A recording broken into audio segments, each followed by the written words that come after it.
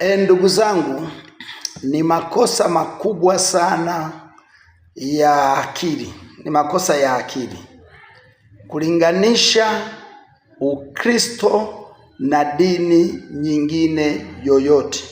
Tuna dini nyingi. Kuna dini ya Kiislamu, ina wafasi wengi sana.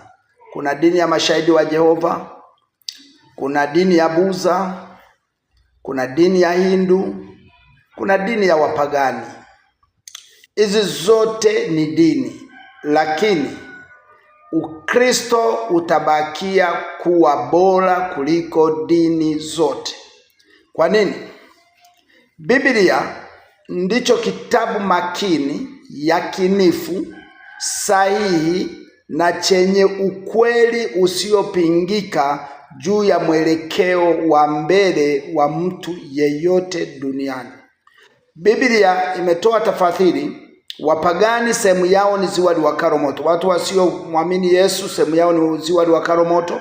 Watu wanaomwamini Yesu sehemu yao ni katika ufalme wa milele.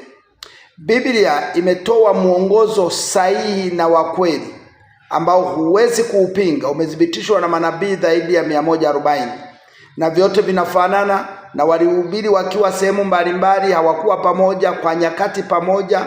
Wengine wamepishana miaka 1000, wengine ngapi, lakini Biblia imekuja kuleta majibu ya kitu kimoja ambacho kinamhusu Yesu Kristo. Biblia ni kitabu pekee chenye nabii mkweli ambaye licha ya kuwa nabii, yeye kwa asili ni Mungu aliyejifanya mwanadamu ili aje kuwaokoa wanadamu na kuwaonyesha njia.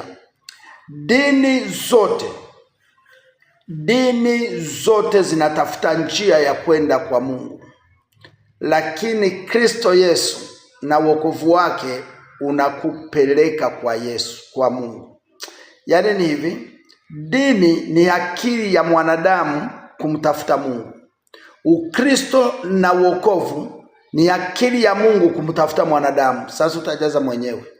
Wokovu ni Mungu anamtafuta mwanadamu na kitabu chake Biblia amekupa. Dini yako na kitabu chake ni akili ya mwanadamu kumtafuta Mungu. Unafikiri unaweza ukaona tofauti hiyo? Sasa unapokuta mtu analinganisha Ukristo na dini nyingine, ni kwamba huyo mtu kihalali ana matatizo ya akili. Kihalali si mtu ambaye ametimilika. Ukristo huwezi kuulinganisha na dini nyingine. Wewe kama una dini yako, hiyo dini iheshimu, ipende, lakini nakwambia haikupeleki mbinguni. Kinachokupeleka mbinguni ni kumwamini Yesu wa Wakristo. Umwamini Yesu wa Wakristo.